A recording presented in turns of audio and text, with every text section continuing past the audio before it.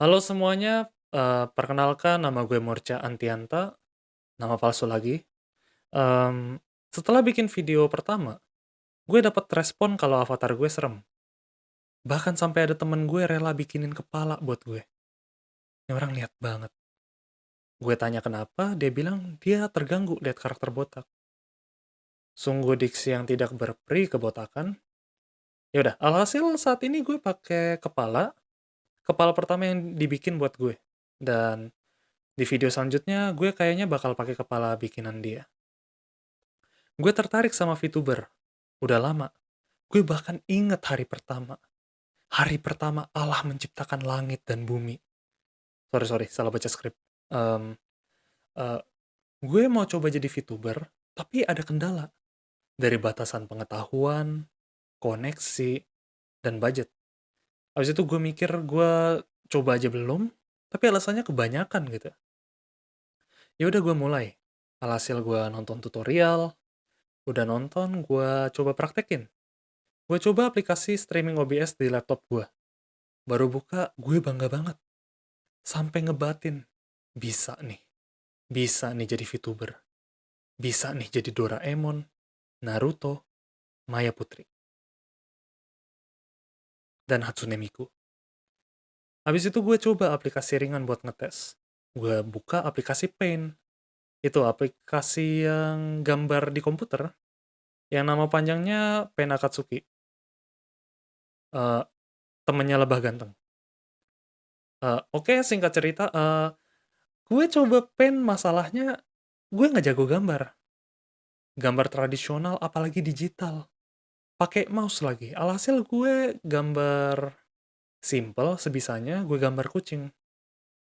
Pas gambar kok layarnya patah-patah. Jadinya susah banget.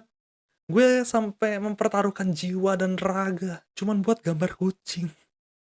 Setelah beberapa lama, gue lihat gambar gue kok kayak bukan kucing. Sebenarnya kayak kucing, tapi suaranya nggak meong. Kucingnya tuh kayak badannya gemuk, kepalanya kayak jamur, mata gue sampai nggak bisa lihat. Gue kasih nama kucingnya pra pra pra nggak tahu, Jia. Abis itu gue warnain, gue geser mouse-nya, kucingnya ngejer, gue suruh diem, kucingnya nego. Kalau joget boleh gak? Nggak, jangan. Akhirnya kucingnya diem, gue gerakin mouse-nya buat mewarnai, gue klik ember, gue pilih tinta warna hitam, gue arahin ke kucingnya, gue klik mouse-nya, layar komputer gue langsung hitam semua. Gue coba gerakin gak gerak. Gue coba Ctrl Z undo gak bisa. Gue mikir, kayaknya tintanya kebanyakan. Alhasil gue gagal streaming. Padahal laptop gue termasuk laptop yang kuat pada zamannya. Serius, laptop gue kuat. Dulu kalau lu liatin laptop gue liatin balik. Terus nanya, dari sekolah mana lu? Weh culun bagi duit, bayangin. Dipalak benda mati. Ngomongin soal benda mati, ayo kita ngomongin reality.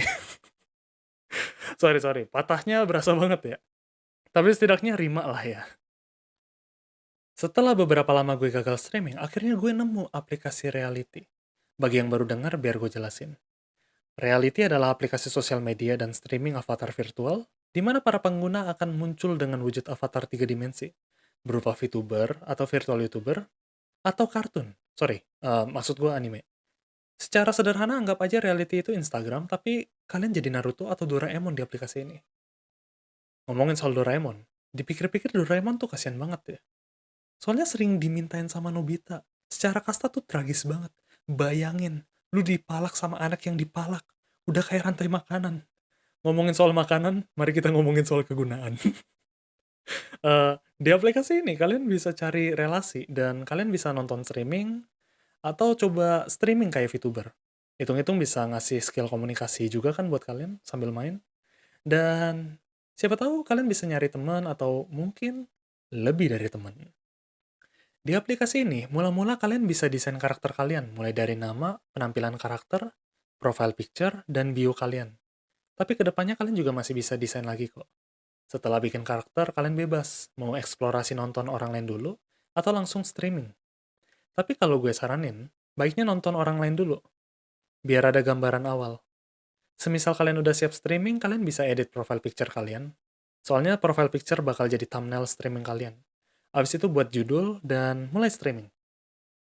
Dan biasanya kalau baru-baru streaming, badan kalian bakal gemeter dan bingung harus ngapain. Dan tenang aja, itu normal. Orang-orang yang senior-senior pada ngalamin hal ini juga kok awal-awal. Sebagian. Untuk interaksi dengan penonton, kalian bebas lakuin apa aja. Karena nggak ada aturan baku.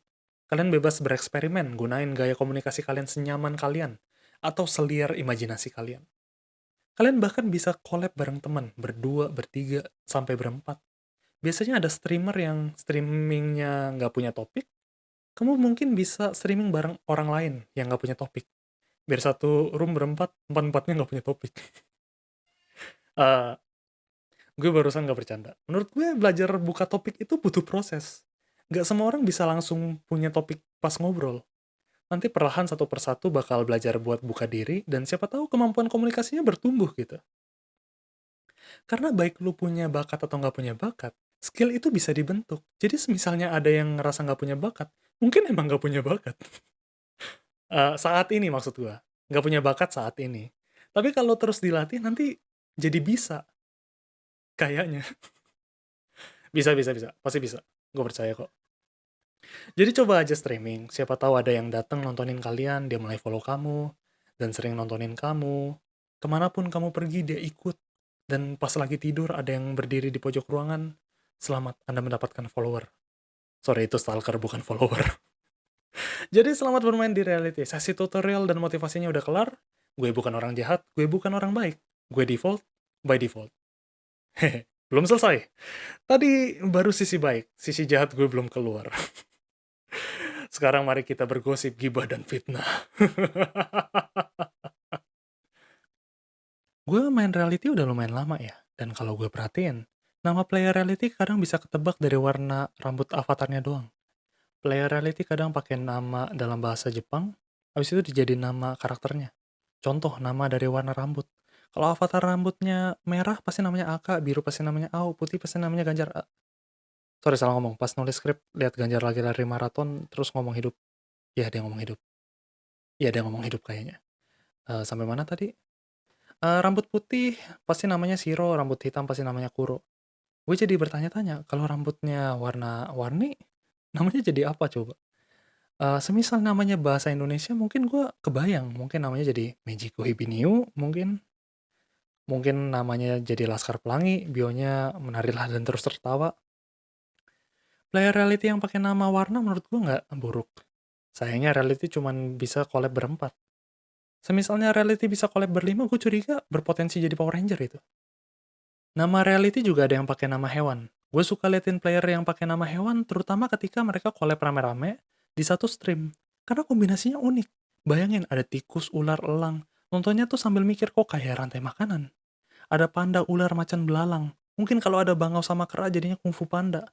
Apalagi misalnya player nama hewan collab sama player dengan nama pemandangan, tumbuhan. Gue curiga kayaknya jadi cagar alam.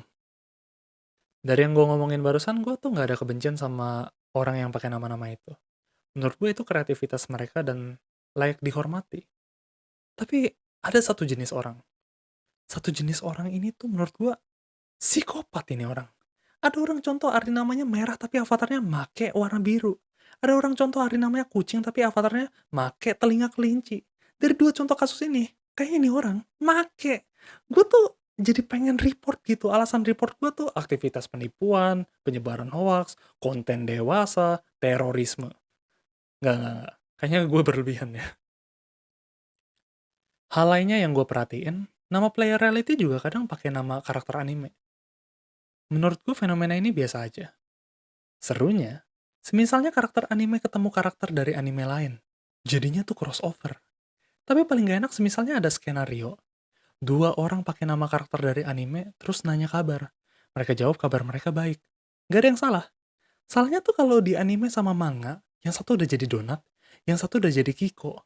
Gue mikir kok ada stream crossover almarhum gitu. Gue jadi curiga, nanti ada stream almarhum Got Talent. Nanti yang datang ada donat, Kiko, rendang, logo Apple, tiba-tiba cicak jatuh slow motion, "Ame agari no." Terus ada gurita kuning mau dimasak, stop. Sorry guys, yang ini nggak bisa dibercandain, terlalu sedih. Ngomongin karakter, gue orangnya visual, dan terkait desain karakter gue kadang judgmental karena gue menghargai keindahan. Tapi di sisi lain, gue juga paham, desain karakter itu bukan hal yang mudah, apalagi harus nyocokin sama suara dan kepribadian kita. Contoh kasusnya, gue pernah nemu orang suaranya lembut, tapi muka karakternya tuh galak banget. Auranya tuh kayak emak-emak di Kung Fu Hustle, tahu gak? Gue curiga dia bisa lari cepet sama jurus auman singa. Selama dia stream tuh, gue bingung, hostnya tulus atau satir. Kalau gue merem, dia kayak malaikat. Suaranya lembut, berempati.